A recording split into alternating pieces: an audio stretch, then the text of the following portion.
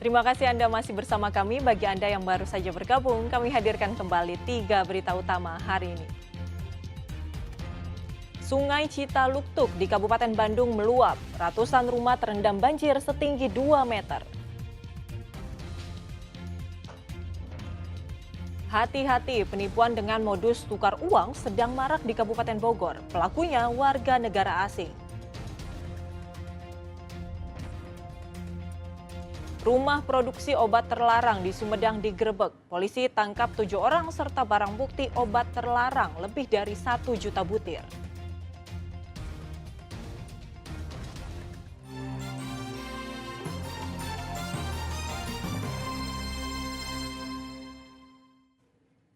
Ratusan rumah warga di kawasan Banjaran, Kabupaten Bandung dikepung banjir. Banjir akibat sungai Citaluktuk yang meluap ini membuat banjir setinggi 2 meter. Sekaligus sebagian warga mengungsi.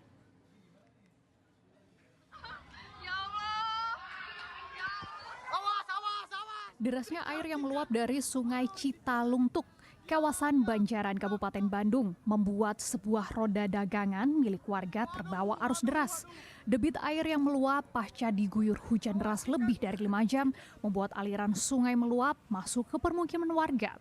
Kondisi rumah yang terkepung banjir membuat sebagian warga meninggalkan lokasi. Banjir besar melanda kawasan 2 desa di Banjaran atau sekitar 800 rumah warga terendam banjir hampir setinggi 2 meter. Akibatnya warga tak sempat menyelamatkan perabotan rumah karena banjir datang begitu cepat. Banjir terjadi sejak pukul 17 hingga pukul 23 waktu Indonesia bagian Barat. Banjir masih menggenangi rumah warga.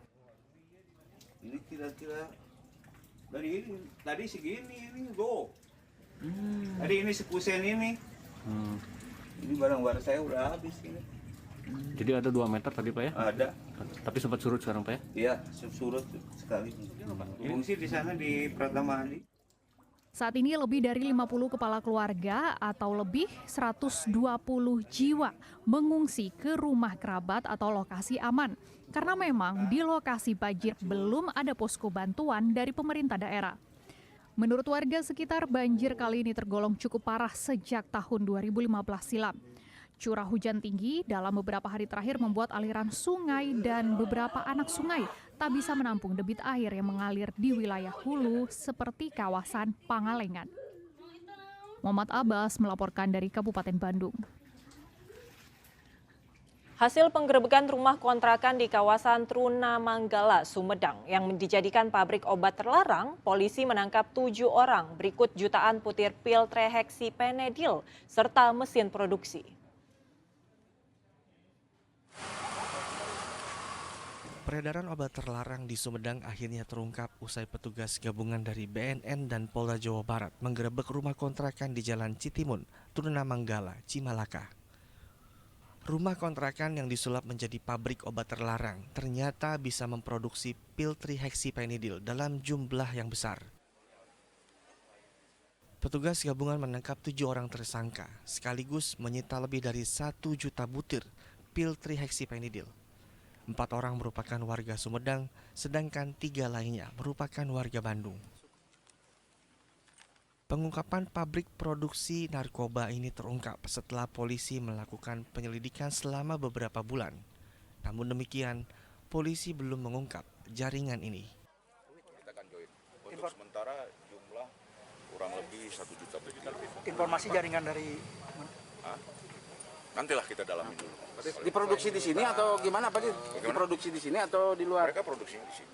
Sudah berapa lama Pak Dir dari informasi Informasi yang kita dapat tuh kurang lebih baru berjalan 3 minggu dan produksi. Ketujuh tersangka memproduksi obat tersebut secara ilegal. Perlu diketahui, pil triheksipenidil merupakan obat keras yang hanya boleh dikonsumsi berdasarkan resep dokter.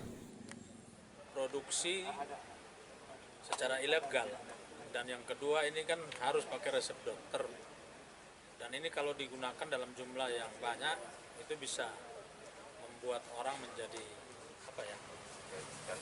kecanduan atau fly dan lain-lain. Ketujuh tersangka beserta barang bukti dan mesin produksi dibawa ke Mapolda Jawa Barat untuk kepentingan penyelidikan.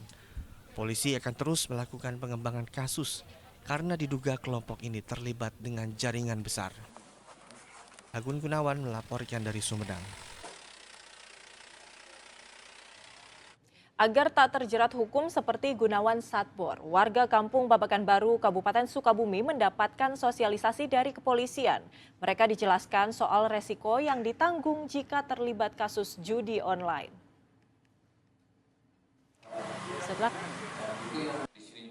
Sejumlah warga berkumpul di musola. Warga kampung TikTok Satbor atau Kampung Babakan Baru Desa Bojong Kembar, Kabupaten Sukabumi ini mendapat sosialisasi bahaya judi online. Majelis Taklim di Kampung Babakan Baru bersama pihak kepolisian memaparkan bahwa bahaya judi online bisa merusak mental warga dan dapat berujung pada perilaku tindakan kriminal. Selain memberikan edukasi bahaya judi online, polisi juga memberikan bantuan sembako. Bantuan tersebut dilakukan polisi kepada warga di Majelis Taklim, juga dengan cara door-to-door atau langsung mengunjungi rumah warga satu persatu. Awalnya kedatangan polisi membuat warga enggan menemui, karena diduga masih trauma setelah Satbor dan kawanannya diamankan akibat mempromosikan judi online. Namun setelah diberi pengertian, mereka akhirnya menerima. Mengedukasi masyarakat ya, terkait dengan hal tersebut. Lanjut, mudah-mudahan kegiatan ini bisa diterima masyarakat. Ada sedikit kepedulian kami terhadap warga masyarakat yang terdampak dengan telah diamankannya yang kasus serupa. Pak, yang terdampak ini Pak, pengetahuan dari kepolisian Pak, sudah kembali aktivitas biasa? Alhamdulillah untuk warga masyarakat yang terdampak dengan kemarin sudah kembali beraktivitas karena warga sini mereka produksi UMKM. Polres Sukabumi tak henti-henti akan memberikan sosialisasi terhadap warga agar menggunakan media sosial dengan bijak. Asep Didi melaporkan dari Kabupaten Sukabumi. Setelah Gunawan Satbor ditangkap dan dibina soal bahaya judi online, warga Kampung Babakan Baru, Kabupaten Sukabumi tak lagi bermain media sosial TikTok. Mereka kembali beraktivitas seperti biasa, seperti membuat kudapan khas desa setempat kecimpring.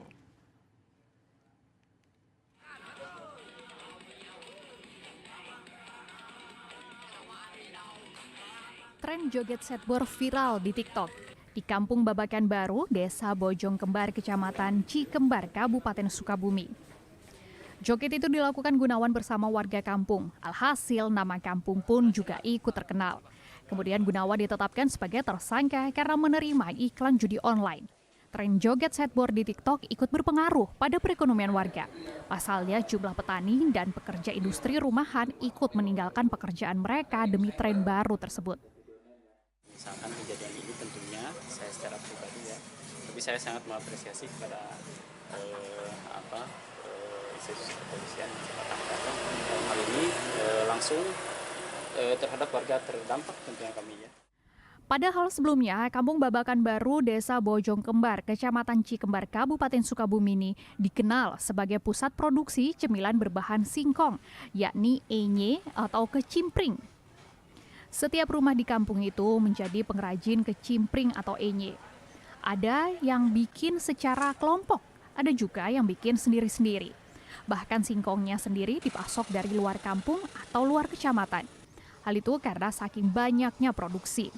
Makanan buat ngemil atau makanan saat santai ini diproduksi warga kampung Satbor sudah turun-temurun. 20 tahunan. Sudah 20 tahunan? Iya. Terus ibu selalu ngajak warga, Bu? Iya. Yang itu kan laki-laki susah kerjanya, jadi KGSI susah. Di sini mah masuk gitu. Sekali produksi berapa, Bu? Tiap harinya, Bu? Tiap harinya 1 ton 400. Ton 400. Terus kalau bahan bakunya gampang atau gimana, Bu? Ada yang ngirim. Ada yang ngirim? Ya, dari Gampang, dari Gijilir. Kini warga berharap Kampung Babakan Baru tetap dikenal baik dan berharap kondisi ekonomi di Desa Bojong Kembar dapat pulih kembali setelah kasus tren joget Satbor. Asep Didi melaporkan dari Kabupaten Sukabumi. Ya, informasi tadi mengakhiri jumpa kita. Atas nama rekan yang bertugas, saya Agisa Febila mengucapkan terima kasih atas kebersamaan Anda. Selamat beraktivitas dan sampai jumpa.